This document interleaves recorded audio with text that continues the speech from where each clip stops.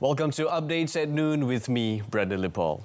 3 children and a preschool teacher of Taska Permata under the Terengganu Family Development Foundation, YPKT, have been told to undergo home quarantine for 7 to 14 days. The 33-year-old teacher and the children aged 1, 3 and 4 have been quarantined from the 3rd of August after returning from Aidil-Adha celebration in Kubang Pasu, Kedah. State Welfare, Women and Family Development and National Unity Committee Chairman Hanafi Ahmad said the children and the teacher were not related to the Siva Ganga cluster and the quarantine was just a precautionary measure taken after they had undergone health screenings at nearby clinics. Yang guru tu ada gejala. Yang kanak-kanak tu semua yang kanak-kanak tu macam okey lah, tapi kita bimbang kerana dia mari daripada Kedah. Jadi kita ambil tindakan lebih awal lah. Police are looking for the next of kin of the 7 people who were killed in a crash involving a lorry and a Perodua Alza MPV along Jalan Keramat Pulai, Simpang Pulai, heading to Cameron Highlands, Pahang yesterday. According to Ipoh OCPD Assistant Commissioner A. Asmadi Abdul Aziz, all the victims were from the Perodua Alza, aged between 4 and 50, and have yet to be identified. He said the deceased comprised 5 adults, including 3 women and 1 boy and 1 girl, while the injured comprised 2 children and a man. The injured was sent to Raja Permaisuri Bainon Hospital, HRPB, while the trailer driver escaped unhurt. During the incident, the Perodua Alza was travelling from Cameron Highlands to Kedah before it skidded into the opposite lane and collided with the trailer. Kejadian dipercayai berlaku pukul 5.30. So kita dimaklum lebih kurang pukul 6 dan kita sampai, kita teruskan buat tindakan dan masa sampai itu dapati pihak bomba telah berjaya mengeluarkan lebih kurang 6 orang mayat dan 7, dan manakala 3 orang lagi yang cedera itu telah dibawa ke hospital lah untuk menerima rawatan. Assistant Commissioner A. Asmadi was speaking to reporters at the HRPB Forensic Unit in Ipoh, Perak last night. The case is being investigated under Section 41, Subsection 1 of the Road Transport Act 1987. Malaysian Anti-Corruption Commission MACC Chief Commissioner Datuk Seri Azam Baki does not rule out the possibility that other law enforcers or more arrests on enforcement officer involved in protecting illegal business premises in Sungai Buloh following the arrest of 3 Shah Alam City Council MBSA enforcement officers. Nevertheless, he called on all quarters to be patient so that the MACC will be able to decide and take the next course of action under its jurisdiction. Tapi saya tidak nafikan juga, kami ini menerima maklumat seluruh negara berhubung dengan kegiatan-kegiatan seperti perjudian ke, rumah urut ke dan sebagainya telah yang dilindungi oleh pihak penguatkuasa. Namun demikian, seperti mana semua sedia maklum, dalam kita nak menyiasat kes-kes rasuah ini, kita perlukan bukti dan juga memerlukan sokongan daripada keterangan saksi-saksi. Dan saya memang pujilah kalau ada orang seumpama ini datang untuk memberi maklumat dan sanggup bekerjasama. Bukan senang kita nak cari, seperti mana saya pernah sebut banyak kali. Kalau nak cari orang untuk mendedahkan satu perkara itu dan menjadi saksi adalah amat sukar sekali. He said this while thanking those who had lodged complaints and acted as whistleblowers to the MACC in fighting corruption. Yesterday, MACC confirmed the arrest of the 3 MBSA enforcement officers on suspicion of accepting bribes on monthly basis to protect business premises operating without a valid license in Sungai Buloh. Investigations are still ongoing on the 2 separate incidents involving General Operation Force PGA personnel believed to have fatally shot themselves dead in Perak and Kedah on 19 July and the 7th of August. PGA Internal Security and Public Order Department Deputy Director Datuk Mastor Muhammad Arif said the cases are being investigated by the Police Crime Investigations Departments of the respective states. Kes ini masih dalam siasatan Jabatan Siasatan Jenayah dan kita belum kenal pasti apa punca sebenar beliau tertembak. Dalam siasatan kita, secara pentadbiran tidak ada isu-isu yang sepatutnya hingga berlakunya kejadian tembakan begini. Dan kalau jika ada isu-isu lain sekalipun, kita sebenarnya ada cawangan integriti, ada cawangan kaunseling di brigade yang boleh membantu. He said this to reporters after a working visit to the PGA 3rd Battalion in Bido, Perak. In the 19 July incident, a PGA personnel was killed after he was believed to have shot himself at 9:25 p.m. at the Pantai Remis Police Barracks in Lumut.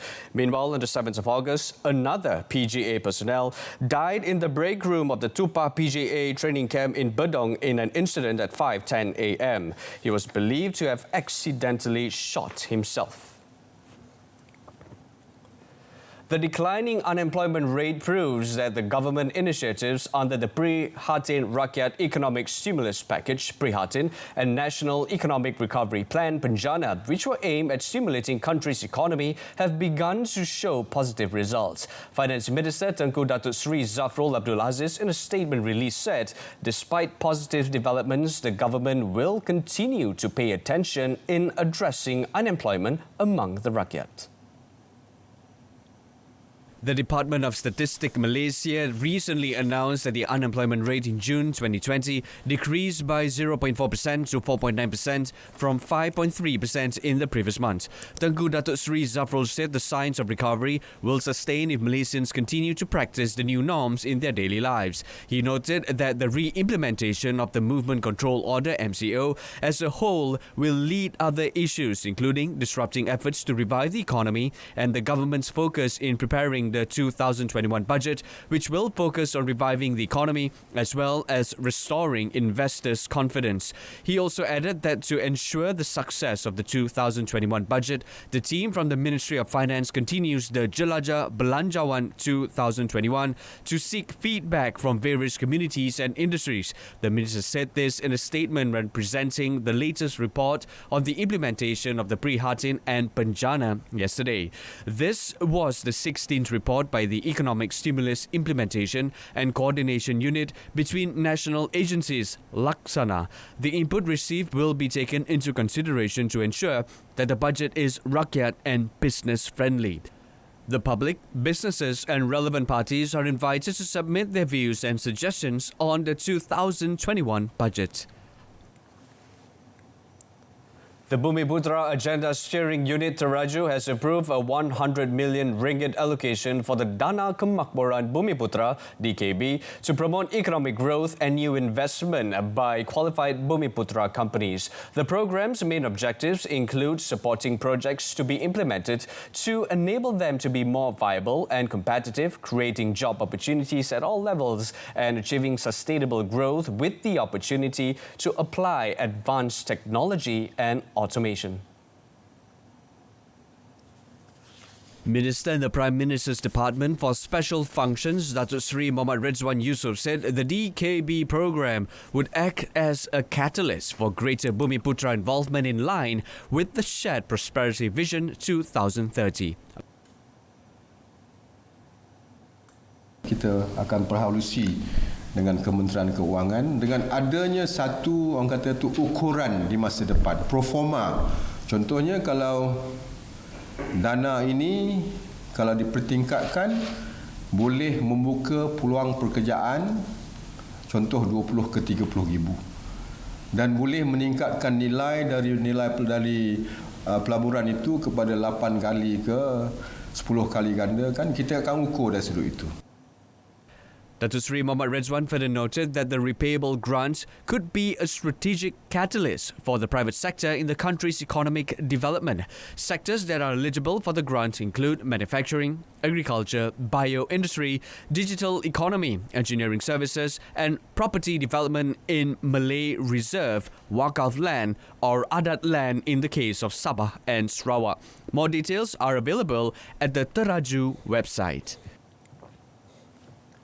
Perbadanan Usahawan Nasional Berhad (PUNB) will be introducing a rent-to-own financing scheme for Bumiputra entrepreneurs who intend to purchase PUNB-owned external or new business premises with a minimum value of 500,000 ringgit. Its chairman, Tan Sri Noh Omar, said the scheme is to help increase commercial property ownership among Bumiputra entrepreneurs.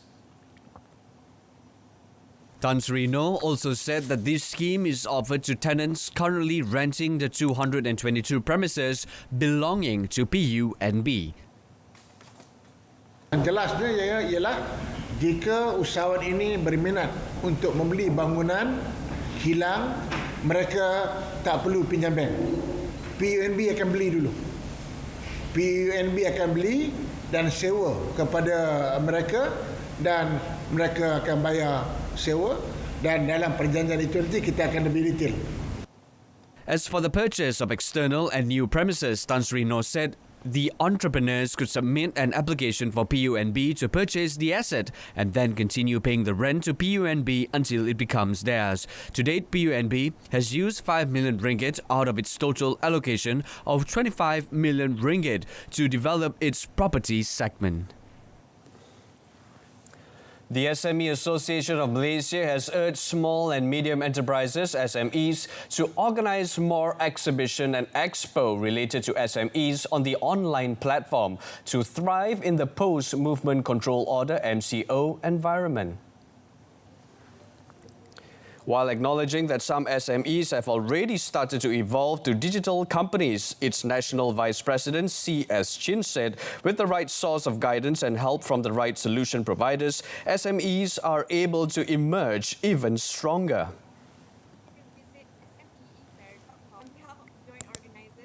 I strongly urge the government to look into this seriously to help the SME. Of course, I'm not saying they don't, but I believe with such an difficult time, we need more from the government. He said this during the launching of online SME e-Fair exhibition and expo through Zoom app. Prime Minister Tan Sri Muhyiddin Yassin yesterday received a courtesy call from Army Chief General Dato' Zamros Mohammad Zain at his office at the Parliament building. It is Dato' Zamros' first courtesy call after he was appointed as the Army Chief, succeeding General Tan Sri Ahmad Hasbullah Muhammad Nawawi effective 11 June. Tan Sri Muhyiddin is confident that with the experience that General Dato' Zamros has, he will be able to drive the Army branch of Malaysian Armed Forces, MAF, to more greatness on the national and international stage. The Premier, in a posting on his Facebook page, also hoped that his appointment will help strengthen the preparedness of the country's defence in facing increasingly complex security issues. Through his posting, Tan Sri Muhyiddin also said that he also received a courtesy call from the outgoing Deputy Inspector General of Police, Dato' Mazlan Manso, who is scheduled to retire on 14 August. On behalf of the government, the Premier also expressed his deepest appreciation and gratitude to Dato' Mazlan Manso for his services throughout his leadership while serving the force.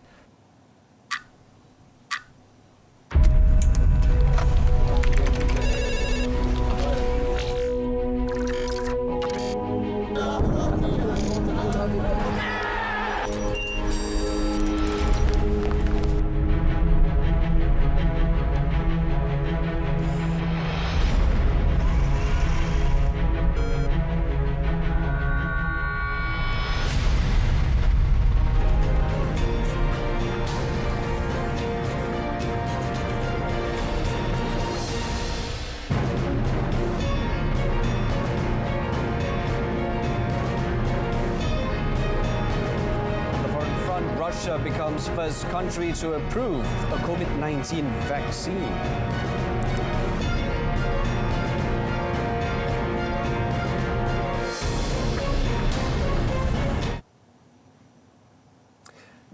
But first, Lebanon marked a week since its worst ever peacetime disaster, with a mix of grief and rage as survivors remembered the dead and protesters vowed to bring down the political elite. The resignation of Lebanon's government the previous day did little to extinguish the anger caused on the 4th of August blast at Beirut port that killed 171 people and disfigured the country's capital.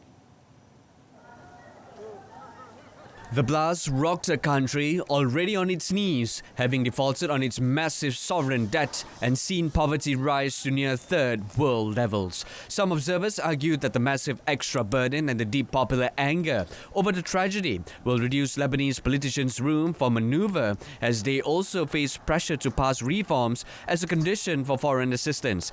France has taken the lead in the international emergency response, organizing an aid conference chaired by President Emmanuel Macron, which raised €250,000. Macron visited blast-ravaged neighborhoods of Beirut 2 days after the disaster and adopted a tough tone with the Lebanese leaders he met, warning that they needed to strike a revamped pact with the Lebanese people. For now, Hassan Diab's team will continue in a caretaker capacity as Lebanon faces some of its darkest hours, but negotiations were underway for a successor. According to the Al-Akhbar daily newspaper, veteran diplomat Nawaf Salam is favoured by Paris, Washington and Riyadh, three of the key outside power brokers in Lebanon. New Zealand's dream run of 102 days without locally transmitted COVID-19 ended yesterday, prompting a stay-at-home order lockdown for the country's largest city. After receiving global praise for successfully containing the virus, Prime Minister Jacinda Ardern said 4 cases had been detected in a single family in Auckland from an unknown source. Until yesterday, the World Health Organization had hailed New Zealand as an example to others for having, quote, successfully eliminated community transmission. It has reported just 22 deaths in a population of 5 million and had previously held off community transmission since the 1st of May.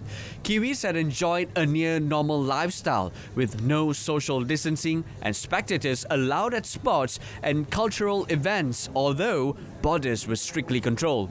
But health authorities have repeatedly warned people not to be complacent and said a second wave of infection was inevitable. Ardern said she understood the disappointment of New Zealanders who believed the virus had been quashed after a strict 7-week lockdown earlier this year.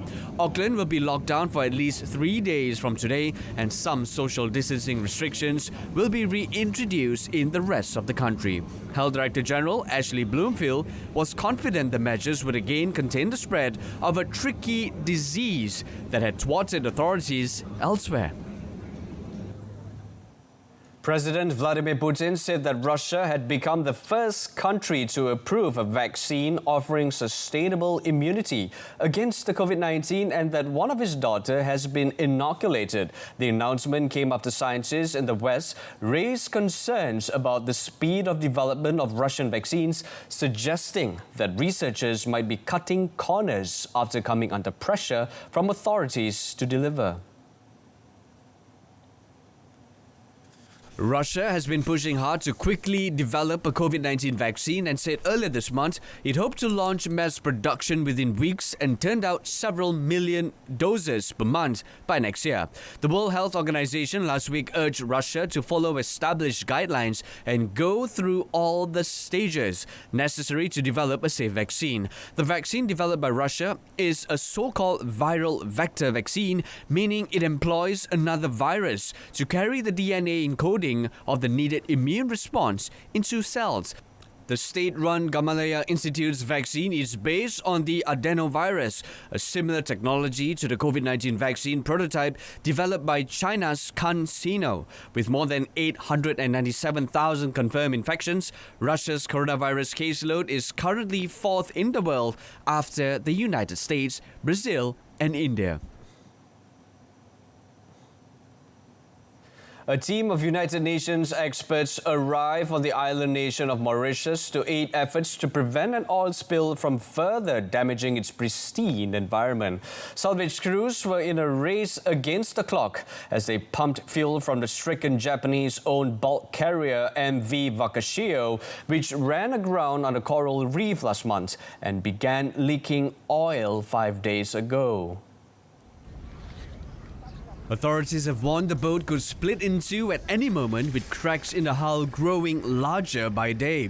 The Interagency United Nations team, in a statement released, said they will support efforts to mitigate impact of the oil spill on natural resources and on the population. Japan has dispatched a 6-member team, including member of its Coast Guard, to assist. Meanwhile, France has sent more than 20 tons of technical equipment, including 1.3 kilometers of oil containment booms, pumping equipment and protective gear, along with technical advisors from nearby Reunion, a French Indian Ocean island. The Wakashio ran aground with 4,000 tons of fuel, and according to a statement by Mitsui OSK Lines, which operates the Wakashio, some 1,180 tons of fuel has leaked into the surrounding powder blue waters. Vashis Sigobin, an ecology and conservation professor at the Mauritius University, said that while the amount of fuel seeping from the boat appeared to have slowed, it is important to remain alert.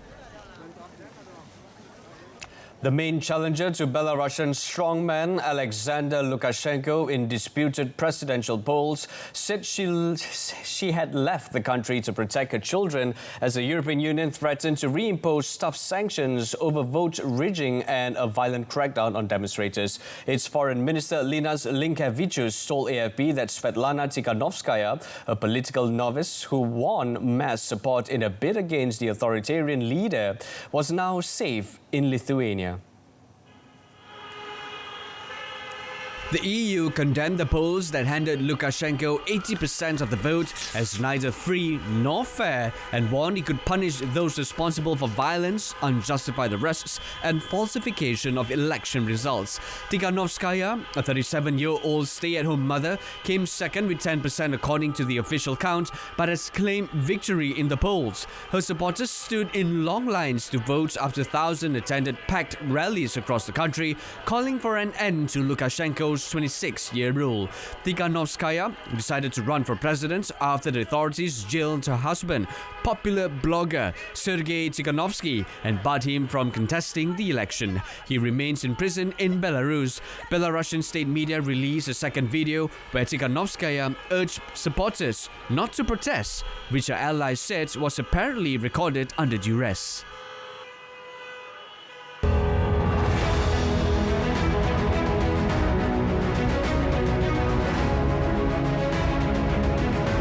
Kepercayaan kepada Tuhan, kesetiaan kepada raja dan negara, keluhuran perlembagaan, kedaulatan undang-undang, kesopanan dan kesusilaan.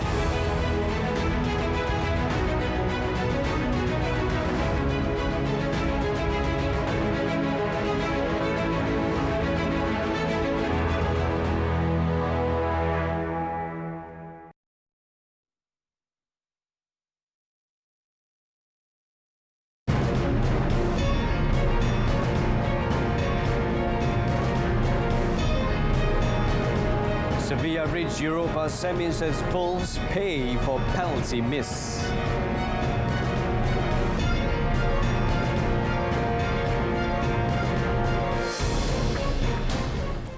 We begin with local sports. The National Archery Association of Malaysia, NAAM, plans to hold the National Championships and National Junior Championship before the year is out. NAAM President Dato' Abdul Hamid Hassan said the junior meet was expected to be held in November and the National Championship in December. Elaborating further, Dato' Abdul Hamid said 2020 has not seen any archery activities so far and only 2 championships will be allowed this year. He said the tournaments would likely be staged in the Klang Valley or Johor at the venue for the Malaysia Games next year. When asked on overseas tournaments, Dato' Abdul Hamid said if the COVID-19 threat was checked, Malaysian archers would participate in at least 3 international championships next year. They are the Asia Cup in Bangkok in March, World Cup in Shanghai in May, and the World Archery Championship in Paris in June, a qualifying meet for the 2020 Tokyo Olympics. So far, Khairul Anwar Muhammad is the only Malaysian archer to have qualified for the Tokyo Olympics next year. On to European football, Lucas Ocampos' late header saw Sevilla edge out Wolves in the last 8th of the Europa League and set up a semi-final meeting with Manchester United.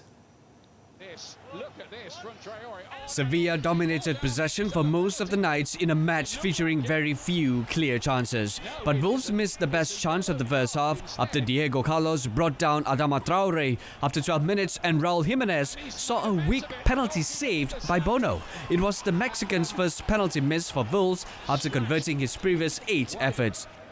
Julian Lopetegui's side had the better of it after that, as Wolves seemed content to wait for their chance on the break, but were unable to find Traore in dangerous areas. The Spanish side, 5-time winners of this competition, won a series of corners towards the end of the match and eventually found the breakthrough 2 minutes from time. One of those was played short to Ever Banega, and the Argentine curled in for compatriot Ocampos to glance a fine header past Rui Patricio. Sevilla will now meet Manchester United in the last 4. In another match, Shakhtar Donetsk booked a UEFA Europa League semi-final date with Inter Milan after a commanding performance in Germany.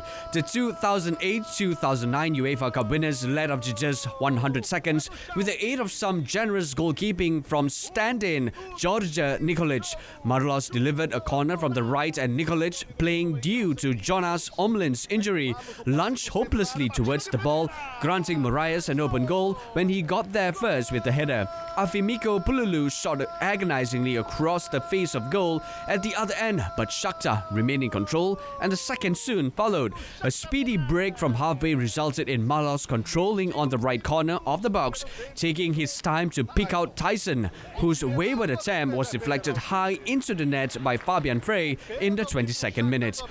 Basel belatedly enjoyed a better spell just after the hour mark, but there will be no fight back as Tyson went over in the area and a spot kick did this time follow, allowing Alan Patrick to calmly beat a scrambling Nikolic at the 75th minute. There was still time for Dodo to thump in number 4, following Mateus Tete's well-timed pass on the counter, with Ricky van Volswinkel's stoppage time tap-in from Kamal Ademi's centre, the scantest of consolations.